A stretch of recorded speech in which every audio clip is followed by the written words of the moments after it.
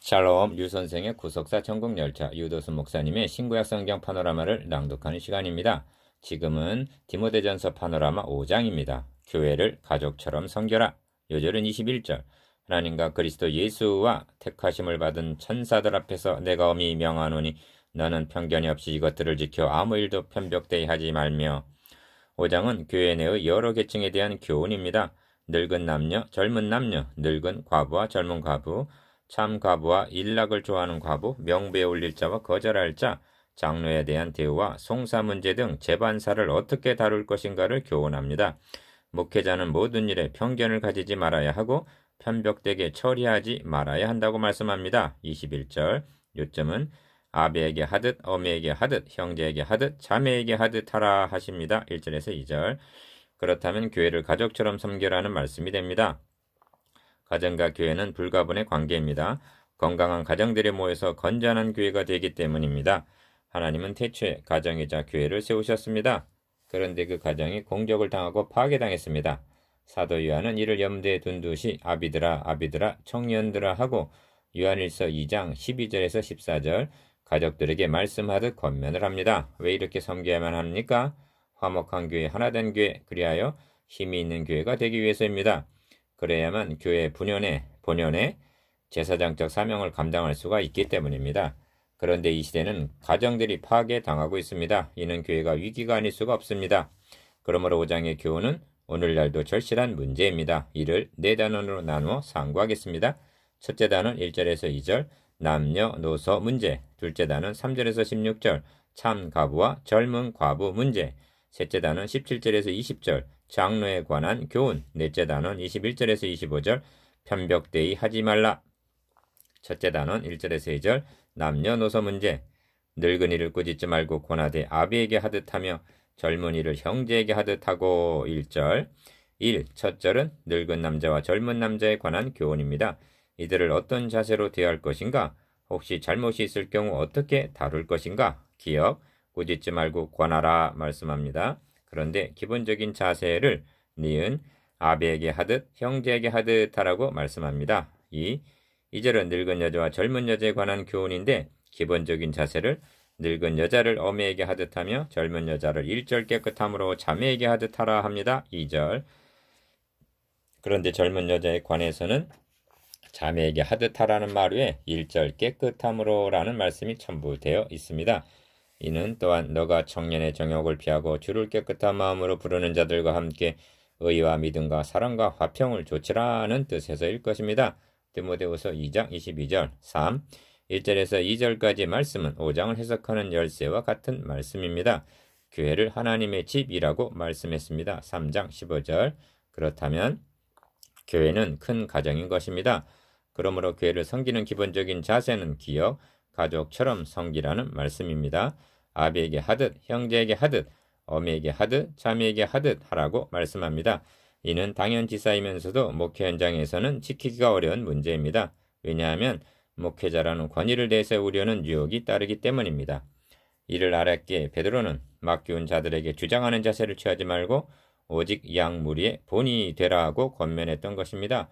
베드로전서 5장 3절 성도들을 가족처럼 섬기면서 동시에 니은 누구에게든지 업신여김을 받지 않는 디도서 2장 15절 목회자의 권위를 유지한다는 것은 쉬운 일이 아닙니다. 이런 목회자의 권위는 말과 행실과 사랑과 믿음과 정절에 대하여 믿는 자의 본이 되는 윤리성과 읽는 것과 권하는 것과 가르치는 것 4장 12절에서 13절 즉 하나님의 말씀에서 오는 권위임을 잊지 말아야만 하겠습니다. 4. 본 단원을 마치기 전에 순리와 영리를 로마서 1장 26절 생각하게 합니다. 하나님께서 인간을 창조하시고 짝을 지어주시어 가정을 이루게 하신 데는 기대하시는 바가 있으시기 때문입니다. 남편 노릇, 아내 노릇에 순기능, 아버지 노릇, 어머니 노릇에 순기능이 있는 것입니다. 그런데 타락했다는 것은 이것이 역기능으로 바뀌었음을 의미합니다. 구원 얻었다는 것은 이를 회복함을 뜻합니다. 어른이라고 해서 부모라고 해서 무조건 존경을 받는 것은 아닙니다. 어른 노릇을 하고 부모 노릇을 바르게 감당할 때 존경을 받게 되는 것입니다. 교회 어른과 직분도 마찬가지입니다. 교회 내에는 다양한 계층이 공존하고 있습니다. 이들 모두가 역기능적으로 행하던 이전의 행실을 버리고 순기능으로 회복할 때 배나 존경을 받게 되는 것입니다. 둘째 단원 3절에서 16절 참과부와 젊은 과부 문제. 참과부인 과부를 경대하라. 3절 1. 본단원의 주제는 과부에 대한 것입니다. 과부에는 참 과부가 있는가 하면 5절 일락을 좋아하는 과부가 있고 6절 젊은 과부에 대해 11절 언급하는가 하면 60이 넘는 9절 늙은 과부라야 한다는 말씀도 있습니다. 이 첫 말씀이 참 과부인 과부를 경대하라 하십니다. 3절 성경은 과부와 고아에 대해 많은 관심을 나타내고 있습니다. 기억, 거룩한 처소에 계신 하나님은 고아의 아버지시며 과부의 재판장이시라 합니다. 시편 68편 5절 고아 과부를 위하여 신원하시며 나그네를 사랑하사 그에게 식물과 의복을 주시나니 합니다. 신명기 10장 18절 신약성경에서도 하나님 아버지 앞에서 정결하고 더러움이 없는 경건은 곧 고아와 과부를 그 환난 중에 돌아보는 것이라고 말씀하고 있습니다. 야고보서 1장 27절 니은 고아와 과부의 공통점은 외롭고 약하고 없는 자들 그리하여 누군가 돌봐주어야 할 자들이라는 점입니다. 그러므로 과부를 경대하라는 뜻은 마땅한 존경을 표할 뿐만 아니라 필요한 물질적인 공급까지를 의미한다 하겠습니다. 3. 만일 어떤 과부에게 자녀나 손자들이 있거든 저희로 먼저 자기 집에서 효를 행하여 부모에게 보답하기를 배우게 하라 합니다. 4절 상반절 이는 그 과부에게 본질적으로 중요한 문제는 빵이 아니라 화목한 가정임을 나타냅니다. 교회는 그에게 구제금을 주는 대신 효를 행하여 부모에게 보답하기를 배운 훈련된 자녀를 주라는 뜻입니다. 이것이 구제보다 우선하는 교회의 사명입니다. 4. 8절에서는 누구든지 친족 특히 자기 가족을 돌아보지 아니하면 믿음을 배반한 자의 불신자보다 더 악한 자니라 하고 효행을 믿음과 결부시키고 있으면 주목해야 할 말씀입니다. 그리스도인들 중에는 교회는 충성하는 듯 하면서 가족에게 충실하지 못한 자, 특히 부모를 소홀히 대하는 자들이 있기 때문입니다. 이는 믿음을 배반한 자, 즉 참 믿음이 아니라고 말씀합니다. 성경은 누구든지 하나님을 사랑하노라 하고 그 형제를 미워하면 이는 거짓말하는 자니 보는 바 그 형제를 사랑치 아니하는 자가 보지 못하는 하나님을 사랑할 수가 없느니라 말씀합니다. 요한일서 4장 20절 하물며 보이는 부모를 공경하지 못한다면 보이지 아니하는 하나님을 아버지로 공경할 수가 있겠습니까? 우리는 사장에서 거짓 교사들이 혼인을 금함으로 가정의 기틀을 무너뜨리려 하는 것을 보았습니다. 자기 가족을 등한히 하는 것을 이와 유사한 관점으로 보고 있는 것입니다. 5. 이 점에서 교회의 최우선적인 사명이 무엇인가를 생각하게 합니다. 기억, 구제가 아니라 복음을 전해주는 것임을 명심해야만 하겠습니다. 교회를 세우신 목적이 구제 사업이 있는 것이 아닙니다. 초대교회 당시 이런 곁길로 접어든 때가 있었습니다. 우리가 하나님의 말씀을 제쳐놓고 공개를 일삼는 것이 마땅치 아니하니 하고 말씀합니다. 사도행전 6장 2절 세상은 교회가 구제와 같은 사회사업을 하는 기관으로 남기를 바라고 있으나 하나님의 교회는 진리의 기둥과 터임을 잊어서는 아니 됩니다. 성경은 구제를 많이 할수록 좋다고 말씀하고 있지 아니합니다. 니은 분별력을 가지고 하라고 말씀합니다. 분별력을 없이 하게 되면 받기만 좋아하는 자로 만들 수가 있습니다. 그러므로 구제도 진리의 터전에서 행하라는 뜻입니다. 과부에 대한 육적인 부양 책임은 1차적으로 가족들에게 있고 교회는 자녀들에게 효를 하도록 가르쳐야 할 영적인 책임이 있다는 말씀입니다. 이것이 하나님 앞에 받으실 만한 것이니라 합니다. 4절 하반절 참과부와 일락을 좋아하는 과부 1. 참과부로서 외로운 자는 하나님께 소망을 두는 주야로 항상 간구와 기도를 하거니와 합니다. 5절 바울은 과부 중에는 참과부가 있다고 말씀합니다. 참과부라는 말을 3절, 5절, 16절에서 거듭 말씀하므로 강조적입니다.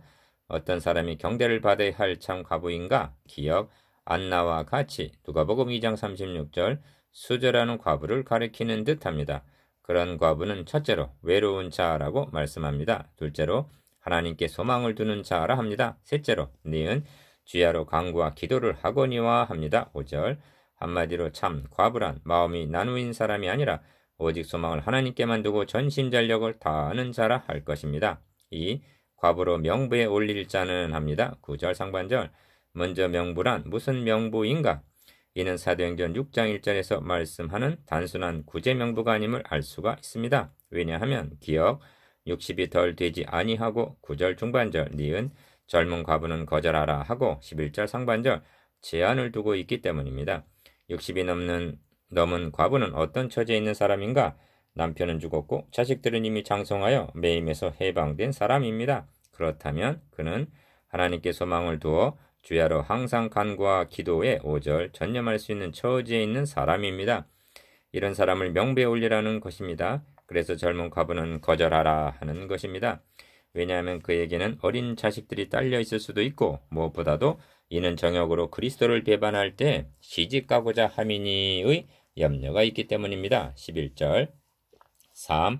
또 명배에 올릴 자는 기억 한 남편의 아내이었던 자라야 한다고 말씀합니다. 9절 하반절 이는 다름 아닌 감독과 3장 2절 집사의 3장 12절 자격 조건과 같은 기준임을 유념하게 합니다. 니은 선한 행실의 증거가 있어 혹은 자녀를 양육하며 혹은 나그네를 대접하며 혹은 성도들의 발을 씻기며 혹은 환난당한 자들을 구제하며 혹은 모든 선한 일을 좇는 자라야 할 것이요 합니다. 10절 이런 자격은 감독이나 집사에 못지않은 엄격한 기준임을 말해줍니다. 이로 볼 때 과부로 명부에 올릴 자는 단순한 구제 대상이 아니라 교회 내에서 어떤 사역을 담당한 그룹들이었을 것입니다. 이런 과부들은 교회로 짐을 지우는 16절 사람이 아니라 도리어 교회의 짐을 져주는 사람이요. 이런 사람은 많을수록 교회의 보배라 할 것입니다. 4. 그러나 일락을 좋아하는 이는 살았으나 죽었느니라 합니다. 5절에서 6절 과부란 매임에서 해방된 일종의 자유인입니다. 이 자유로 오직 주님을 위해 헌신하는 것이 참 과부요 육체의 기회로 삼는 자들이 갈라디아서 5장 13절 일락을 좋아하는 자들입니다. 그들을 가리켜 살았으나 죽었느니라는 말은 살아야 할 목적이 없는 자라는 뜻도 됩니다. 그런 유혹이 젊은 과부들에게는 따르게 마련입니다. 5. 그래서 젊은 과부는 거절하라 하는 것입니다. 11절 상반절 기억 저들의 시집가고자 함을 그리스도를 배반 믿음을 저버림이라 말씀함은 11절에서 12절 주 안에서 고린도전서 7장 39절의 재혼을 가리키는 것이 아니라 정력으로 인하여 믿음을 버린 세속적인 타락을 의미할 것입니다. 그래서 15절에서는 니은 이미 사탄에게 돌아간 자들도 있도다 하는 것입니다. 디귿 그러므로 젊은이는 시집가서 주 안에서 아이를 낳고 집을 다스리고 대적에게 회방할 기회를 조금 더 주지 말기를 원하노라 합니다. 14절 이유 본단원을 마치기 전에 명부에 올릴 자의 9절 관심을 기울이고자 합니다. 현대교회 내에도 생활의 매임에도 자유한 분들이 있습니다. 이들을 방치한다는 것은 교회의 큰 손실일 수가 있습니다. 잘 훈련을 해서 하나님께 소망을 두어 주야로 항상 간구와 기도에 접목해 한다면 교회의 큰 저력이 되리라 여겨집니다. 셋째 단원 17절에서 20절 장로에 관한 교훈 잘 다스리는 장로들을 배나 존경할 자로 알되 말씀과 가르침에 수고하는 이들을 더할 것이니라 17절 1. 본단원은 장로에 관한 내용입니다. 칼빈은 17절을 근거로 장로에는 두 반이 있다고 말씀했습니다. 기억 다스리는 7위 장로와 니은 말씀과 가르침을 겸하고 있는 장로 이를 목사로 보았습니다. 이들을 디귿 배나 존경할 자로 알라고 말씀합니다. 배로 존경할 자로 알라 함은 마음으로만 존경하라는 뜻이 아니라 임무에 전념하도록 물질적인 후원도 하라는 뜻입니다. 2. 그러므로 성경 엘리어스되 곡식을 밟아 떠는 소의 입에 망을 씌우지 말라 하였고 합니다. 18절 상반절 이는 신명기 25장 4절의 인용인데 바울은 고린도 교회에 보낸 서신에서도 이를 인용하면서 하나님께서 어찌 소들을 위하여 염려하심이냐 전혀 우리를 위하여 말씀하심이 아니냐 과연 우리를 위하여 기록된 것이니 하고 고린도전서 9장 9절에서 10절 목회자들에게 적용을 시킵니다.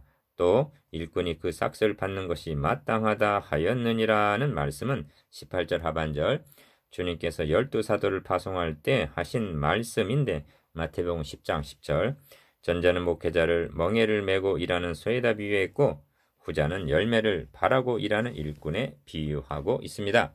3. 여기서 하나님의 집에서 말씀과 가르치는 사역의 중요성을 다시 한번 확인하게 됩니다. 갑절의 존경을 받아야 한다는 것은 갑절의 책임도 수반함을 명심해야만 합니다. 그러기에 야고보는 너희는 선생된 우리가 더 큰 심판 받을 줄을 알고 많이 선생이 되지 말라고 말씀했던 것입니다. 야고보서 3장 1절. 4. 그러므로 본문은 장로에 대한 송사는 하고 19절 상반절 송사의 가능성을 열어놓고 있습니다. 그러나 두세 증인이 없으면 받지 말 것이요 합니다. 19절 하반절. 이는 장로 자신을 옹호하려는 의도라기보다는 그에게 맡겨진 말씀과 가르침이 쉽게 훼손당하지 않게 하려는 신중함에서입니다. 5. 범죄한 자들을 모든 사람 앞에 꾸짖어 나머지 사람으로 두려워하게 하라 하십니다. 20절. 기억. 범죄한 자들이란 누구를 가리키는가? 문맥적으로 볼 때 장로를 가리킨다고 볼 수밖에 없습니다. 이 점이 모든 사람 앞에 꾸짖어 하고 공개적으로 징계하라는 말씀이 뒷받침해 준다 하겠습니다. 왜냐하면 일반 교인들이 범죄했을 경우는 주님께서 말씀하신 대로 마태복음 18장 15절에서 17절 가능한 한 은밀하게 처리해야 하기 때문입니다. 그러나 지도자의 범죄는 그 제얼의 회중 전체에 미치기 때문에 징벌도 공개적일 수밖에 없는 것입니다. 이에 빛을 비춰주는 말씀이 레위기에 있습니다. 레위기 4장은 속죄죄의 규례인데 기억 제사장이 범죄하였을 경우 3절, 니은 온 회중이 13절 범죄하였을 경우 디귿 족장이 22절 범죄하였을 경우 리을 평민이 27절 범죄하였을 경우의 규례가 각각 다른 것을 보게 됩니다. 제사장의 경우는 속죄제의 피를 가지고 회막 성막에 들어가서 장 앞에 7번 뿌리라 말씀하고 있는데 5절에서 6절 평민이 죄를 범했을 경우에는 그 피를 찍어 번제단 뿔에 바르라 할 뿐 30절 회막에 들어가라는 말씀이 없습니다. 이는 주님의 가르치심과 바울의 가르치심에 일치하고 있습니다. 일반 성도의 범죄는 가급적 드러내서는 아니 됩니다. 그러나 제사장의 범죄는 그 죄얼이 레위기 4장 3절 온 교회에 미쳤기 때문에 회막에 들어가서 즉 교회 앞에서 꾸짖을 수밖에 없는 것입니다. 왜냐하면 나머지 사람으로 두려워하게 즉 재발을 방지하기 위해서입니다. 이는 화이트가 지적한 대로 송사는 신중하게 책망은 담대하게 행하라는 의미일 것입니다. 넷째 단은 21절에서 25절 편벽되이 하지 말라. 하나님과 그리스도 예수와 택하심을 받은 천사들 앞에서 내가 엄히 명하노니 너는 편견이 없이 이것들을 지켜 아무 일도 편벽되이 하지 말며. 21절 1.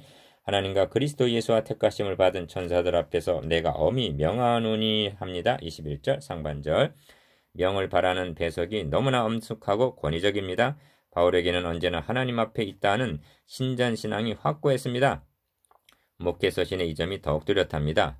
이 6장 13절에서는 만물을 살게 하신 하나님 앞과 본디오 빌라도를 향하여 선한 증거로 증거하신 그리스도 예수 앞에서 내가 너를 명하노니 합니다. 디모데 후서에서는 하나님 앞과 산자와 죽은 자를 심판하실 그리스도 예수 앞에서 그의 나타나실 것과 그의 나라를 두고 엄히 명하노니 합니다. 디모데후서 4장 1절.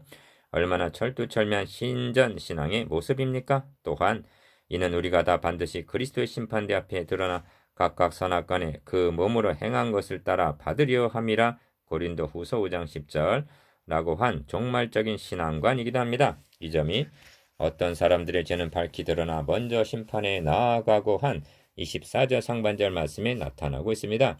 그렇다면 바울의 그 언명이 무엇인가? 3. 첫째가 너는 편견이 없이 이것들을 지켜 아무 일도 편벽되이 하지 말며 합니다. 21절 하반절 5장에서 바울은 교회 내 여러 계층 즉 늙은 남녀, 젊은 남녀, 늙은 과부와 젊은 과부, 참 과부와 일락을 좋아하는 과부, 장로에 대한 송사와 징계 등을 어떻게 처리해야 하는가에 대해서 교훈했습니다. 본 단어는 이에 대한 종합적인 교훈입니다. 기억, 아무 일에든지 니은 편견이 없이 편벽되이 하지 말라 합니다. 사람을 외모로 보지 말라. 한편 말만 듣고 판단하지 말라. 자신에게 호의를 베푸는 자에게 치우치지 말라는 경계입니다. 무엇을 말입니까? 근접 문맥으로는 장로에 대한 송사 문제, 범죄한 자들을 책망하는 일 등을 19절에서 20절 가리킬 것입니다. 그런데 좀 더 넓은 문맥으로 본다면 이제까지 말씀한 하나님의 집에서 어떻게 행하여야 할 3장 15절 재반사 모두를 포함한다 하겠습니다. 그래서 아무 일도라고 포괄적으로 말씀하는 것입니다. 4. 둘째가 아무에게나 경솔히 안수하지 말라 합니다. 22절 상반절 안수한다는 것이 무엇을 뜻하는가? 기억, 검증되지 않은 사람을 조급하게 감독으로 임명하지 말라는 뜻으로 볼 수가 있습니다. 나라를 다스리는 고위직 관리의 임명 절차에도 인사청문회라는 것이 있습니다. 하물며 하나님의 집을 다스려야 할 장로로 임직하는 안수를 아무에게나 경솔히 해서야 되겠습니까? 니은 경솔히 안수하지 말라에 대한 또 다른 견해는 이어지는 다른 사람의 죄에 간섭하지 말고라는 22절 중반절 말씀과 결부시켜 안수를 징계하에 있는 사람을 받아들임, 즉 해보라는 의식으로 보기도 합니다. 권징이 바르게 시행이 되지 않는다면 적은 누룩이 온 동에 퍼지게 될 것이고 너무 쉽게 해벌을 한다면 징계를 경히 여기게 될 것이고 이는 결과적으로 다른 사람의 죄에 같이 휩쓸리게 될 것입니다. 결론적으로 디귿 자신을 지켜 정결케 하지를 22절 하반절 못하게 될 것입니다. 경솔히 안수하지 말라. 1. 이제부터는 물만 마시지 말고 너의 비위와 자주 나는 병을 인하여 포도주를 조금씩 쓰라고 권합니다. 23절 이 말씀에는 아버지가 사랑하는 아들을 염려하는 지극한 마음이 배어 있습니다. 바울은 디모데에게 기억, 너의 자신을 지켜 정결케 하라고 명했습니다. 22절 하반절 정결케 하라고 말하면 사람들은 대뜸 혼인을 금하고 식물을 폐하라 하는 식의 4장 3절 금욕생활로 알고 의문으로 돌아가는 경향이 있습니다. 결과는 바리새인처럼 외식하는 자, 자랑하는 자가 되고 맙니다. 아닙니다. 내가 말하는 정결은 그런 것이 아니다. 잘 먹고 건강해야 한다. 먹는 것도 마시는 것도 건강도 다 주의 영광을 위한 것이다. 이것이 내가 말하는 니은 자신을 지켜 정결케 하는 것이요 경건이다 라고 말씀하고 있는 셈입니다. 2. 어떤 사람들의 죄는 밝히 드러나 먼저 심판에 나아가고 어떤 사람들의 죄는 그 뒤를 촌나니 합니다. 24절 이 점에서 유월절과 무교절의 의미를 생각하게 합니다. 유월절은 이스라엘 민족이 종살이하던 애굽에서 해방된 기념일입니다. 그런데 유월절은 하루 저녁뿐입니다. 왜냐하면 그것은 단번에 이루어진 일이기 때문입니다. 유월절의 밤은 자연스럽게 무교절로 이어집니다. 너희는 7일 동안 무교병을 먹을지니 그 첫날에 누룩을 너희 집에서 제하라. 7일 동안에는 무교병을 먹고 유교병을 너희 곳에 있게 하지 말며 너의 지경 안에서 누룩을 너에게 보이지도 말게 하라 명하십니다. 출애굽기 12장 15절 13장 7절 그리하여 누룩을 찾기 위한 대청소를 했던 것입니다. 기억 어떤 누룩은 어떤 사람의 죄는 밝히 드러나 먼저 찾게 되지만 어떤 누룩은 쉽게 발견되지 않아 뒤늦게 발견되기도 한다는 것입니다. 이 원리는 죄만 그런 것이 아니라 니은 선행도 그러하다고 말씀합니다. 그러나 결론은 숨길 수 없느니라 합니다. 25절 죄도 선행도 영원히 숨길 수는 없다는 말씀입니다.